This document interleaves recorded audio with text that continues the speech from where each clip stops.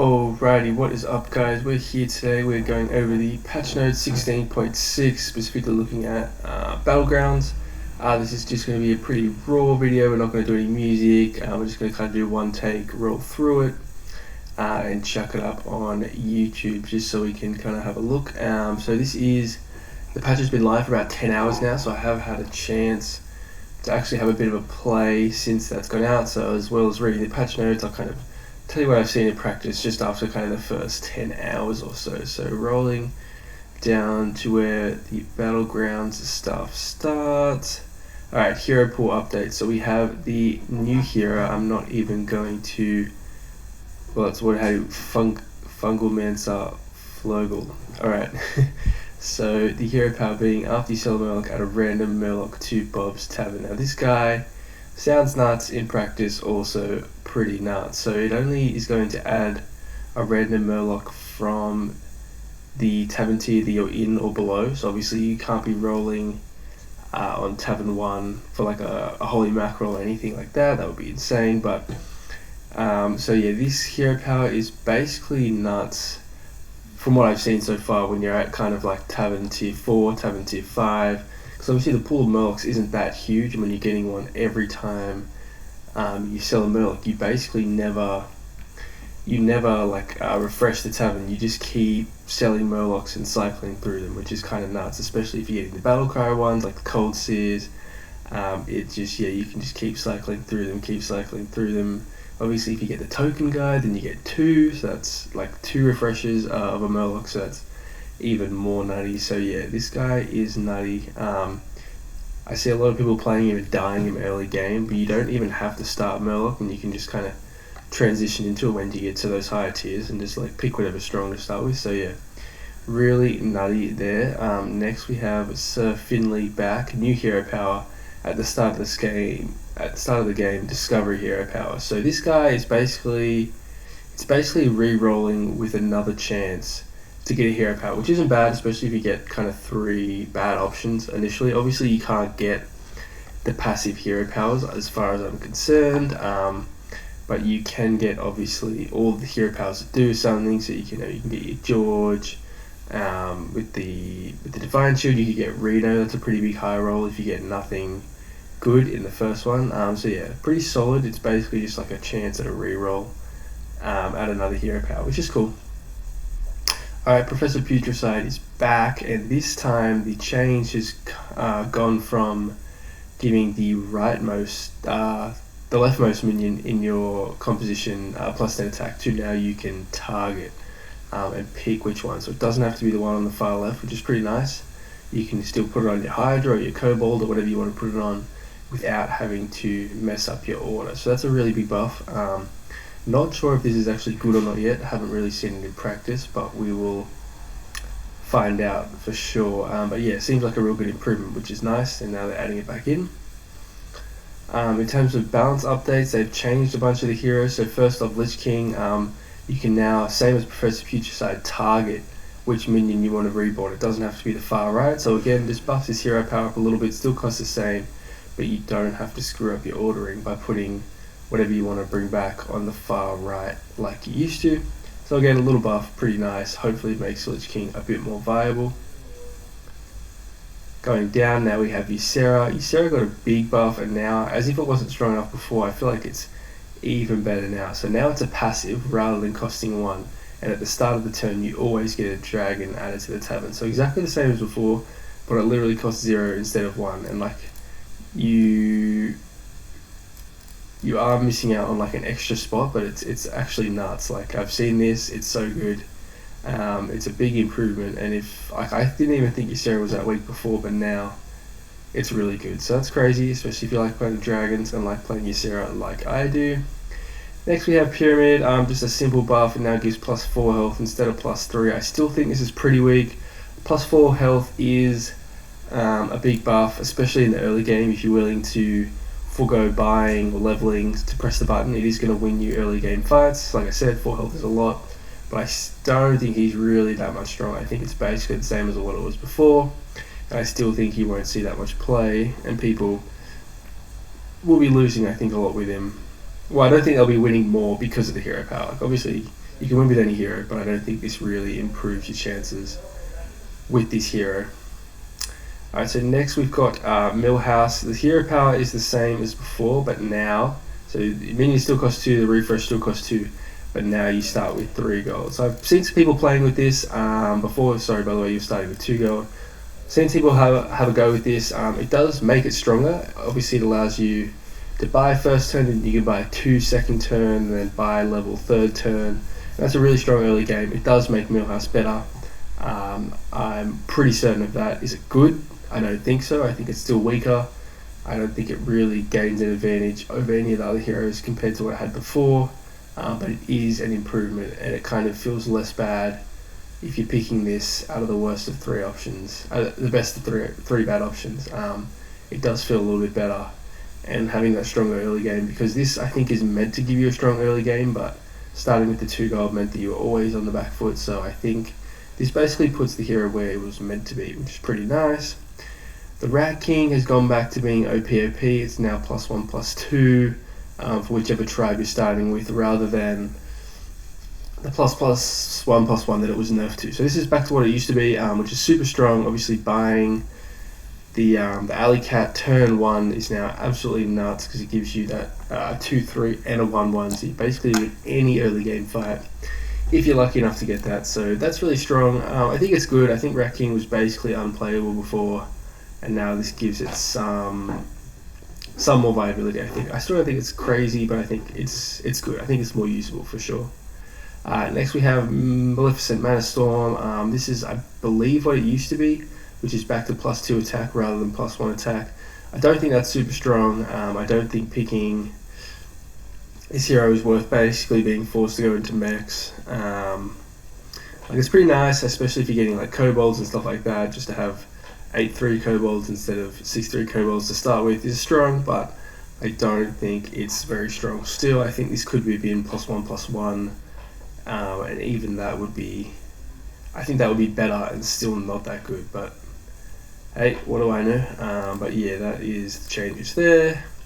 Next, Deathwing. Deathwing is one of the only heroes that got a nerf. All minions now have +2 attack instead of the +3 attack that they have. I find it a little bit hard to evaluate this one. I think it does definitely make Deathwing worse. I mean, obviously it does. How much worse?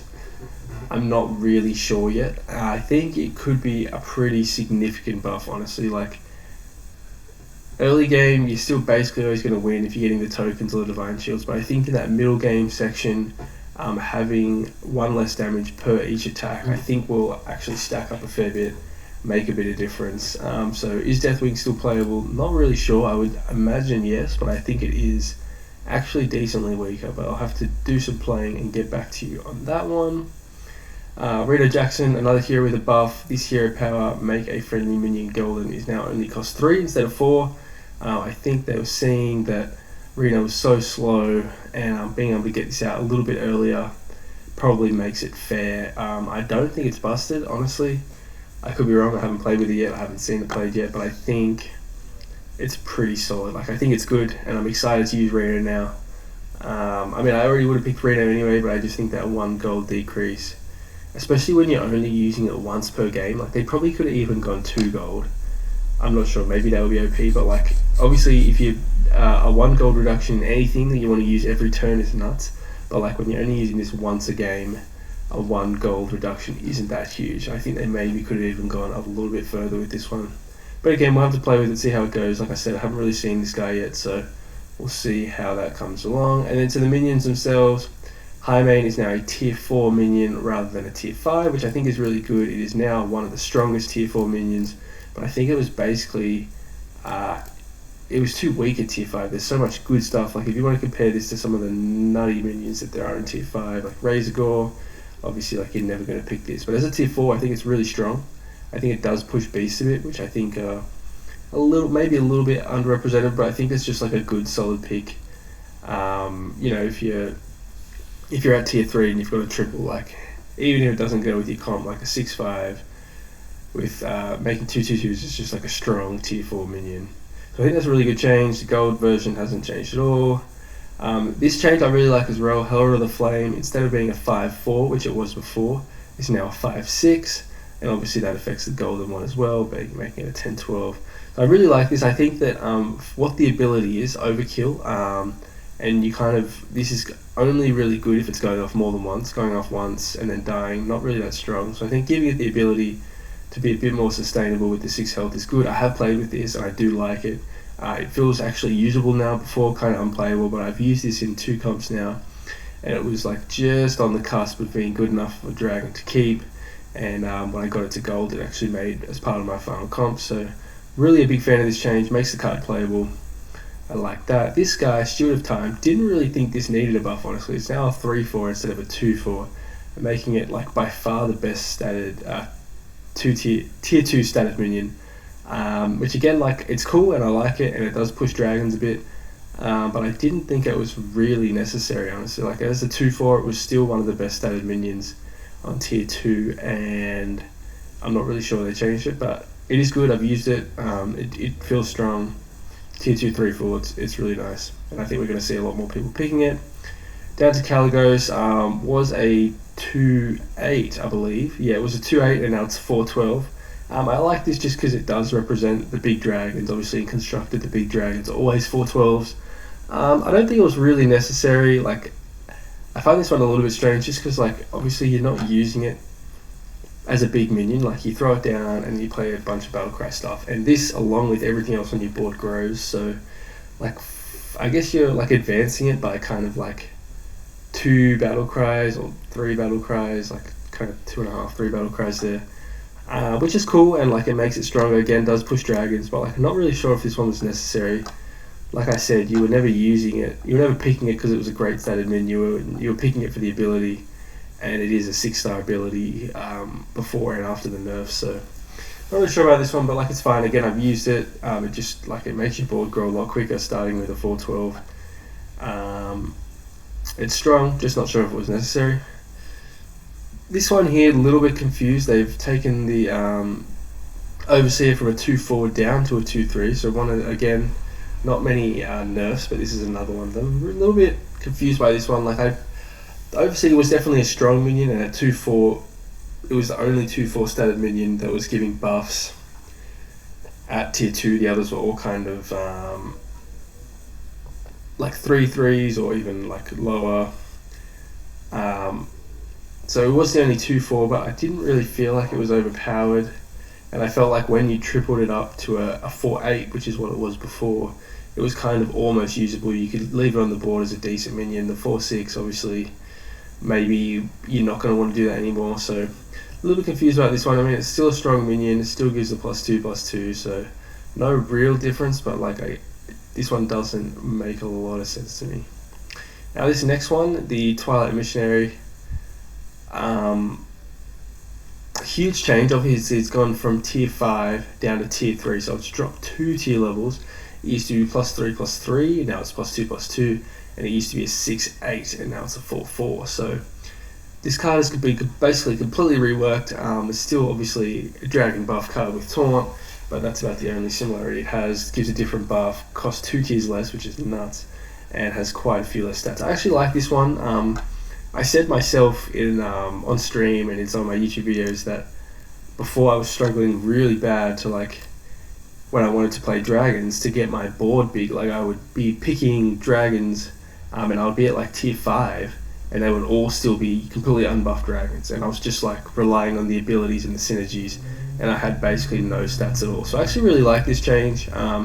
It makes dragons more viable in the early to mid game, so you can actually pick dragons. You don't always have to pivot into them in the late game because you're afraid of dying. So I do like this change a lot. Like a tier 3 4/4 is solid, giving +2/+2, and obviously the fact that it's for dragons. So I really like that.